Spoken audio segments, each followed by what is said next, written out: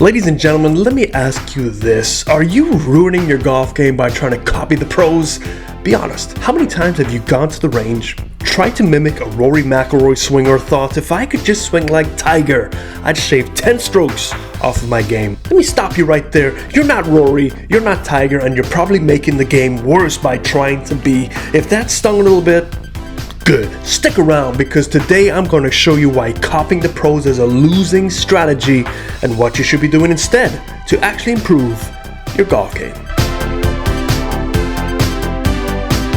The first thing we need to understand is this: PGA Tour professionals are not like the rest of us. No matter what you think, they are not like the rest of us. These athletes are a result of decades of dedication, physical conditioning, and a level of talent most of us can only dream of. So let's break it down exactly why they're so different. Now, physical conditioning might only be a word to you or I, and we imagine that we're conditioned for this game. We're not even close. The PGA Tour players are not just good golfers, they are elite athletes. Their strength, flexibility, and endurance are at levels the average golfers just can't comprehend. The average tour player can generate swing speeds 120 to 125 miles per hour with the driver. Meanwhile, Joe down the street can only get it to about 93 miles an hour, and Mrs. Joe can get it to about 78 miles an hour. That's just not a number. It's a direct reflection of their physical superiority. Biomechanics studies in the past reveal that tour players have exceptional joint mobility, particularly in their hips, their shoulders, and their spine, and this allows them to generate more torque and power while maintaining balance and control. Most amateurs who work for a living and watch Netflix at night, hey, I do it too, lack the flexibility and stability to reach these positions without risking injury. So why even bother? Even minor factors like the synovial fluid, the natural lubricants in our joints, play a role. Younger, more active individuals produce more synovial fluid, allowing for smoother movements and reducing injury risk. Professionals benefit from this, while older and less active amateurs struggle with stiffness. And then there's strength. Let's just not forget about strength. Players like Rory McIlroy, Dustin Johnson spend 3 to 4 hours in the gym each day, focusing on core strength, mobility, and power. I think I spend 3 to 4 hours a month. On a good month. Rory famously deadlifts over 300 pounds, demonstrating the physical demands of the modern game. I think I've deadlifted 300 pounds if you add up all the deadlifts in a month. This only demonstrates the physical demands on the modern game. On top of that, we gotta talk about endurance. Most professionals walk daily 5 miles around, sometimes carrying their own bag or pushing equipment all over the place. And in the pressure of competition and the focus required, you can see why physical and mental conditioning, we're not even there. These guys and girls go to a shrink weekly, a performance evaluated shrink that can help them deal with the pressures of trying to make that 3-foot putt for $1 million.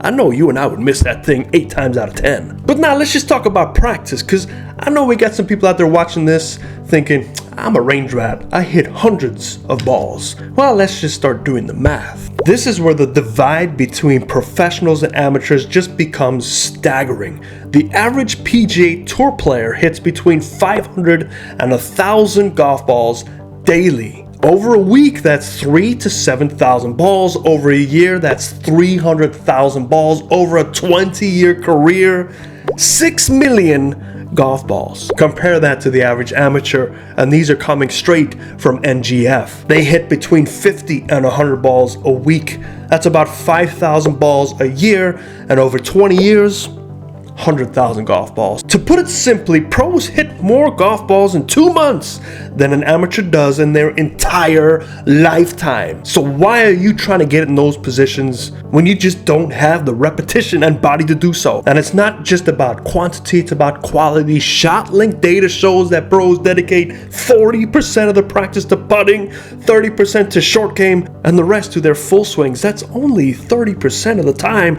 to their full swings. Amateurs, on the other hand, spend the majority of their practice times trying to perfect The driver swing, the least used club in an average round. Say it ain't so. Additionally, professionals' practice includes drills for shot shaping, distance control, and handling different lies. They practice under simulated pressure conditions to prepare for tournament play. Amateurs, they just often hit balls without a clear purpose. And now, one of my favorite subjects, lessons and coaching. I've taught about 30,000 lessons over my career, and rarely do I see students committed to the long term. If you can stay committed long term, you will be such a better golfer, and it's money wisely spent. This is another area where pros leave amateurs in the dust. A tour player might take 150 to 200 lessons a year. Over a 20-year career, that's 3,000 to 4,000 lessons. Compare that to the average amateur who takes fewer than 5 lessons a year. Now, I know that cost could come into it, but there are still plenty of player development programs that do low group ratios that you can still come once a week. And again, according to the NGF, fewer than 15% of amateurs take lessons regular. 15, not 50.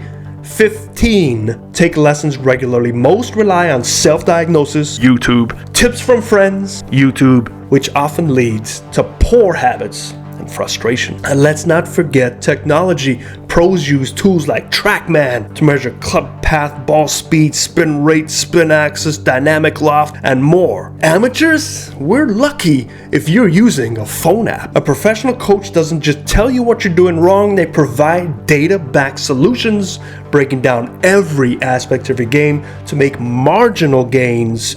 And over time, these tiny little marginal gains add up to massive results. It's not a quick fix, one lesson, in and out. I hate to tell you, we're not going to be able to change much. It comes down to your work and your dedication, not ours. The doctor prescribes, the patient has to do the therapy. Let's just talk about equipment, because I know if you go in your garage and open the trunk of your car, look at your clubs and say, man, I got these, where did I get them from? Big Five, Target, Walmart, maybe Roger Dunn, maybe PGA Superstore, but will they fit? Highly doubt it. Every club in the pros bag is custom fitted. This includes adjustments to lie, loft, shaft stiffness, and grip size tailored to their swing characteristics, to their swing characteristics. A driver shaft for a pro is often extra stiff to handle swing speeds over 110 miles per hour. And what do I see in most amateurs' bag where ego kicks in? They have the same shaft as the pro, an extra stiff, and this will lead to very low ball flights and significant loss of distance by 10 to 20%. Leave the ego at the door. Most amateurs are leaving that 10 to 20% of distance on the table by not getting fitted. For example, an improperly fitted club, which is probably most of your clubs out there, can cause mishits, slices, hooks. A pro's clubs eliminate these variables, allowing them to focus purely on execution. If you have clubs that can't keep up with your rotation, you're going to stall out to let that club catch up, and vice versa. Let's get down to why you shouldn't and cannot copy a pro swing. Across all the top players in the world, the only consistent similarity is their mastery of the basics: grip, posture, alignment, ball position, and balance. Everything else, which can include the timing, the rhythm, the sequencing, is highly individual. If you want to copy anything, copy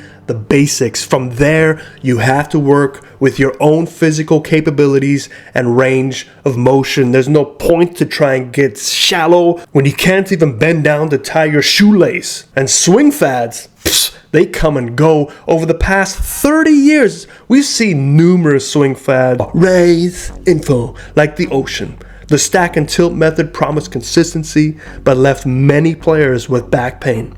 Bryson DeChambeau's bulked up swing method, hey, works for him, but it's unsustainable for most golfers.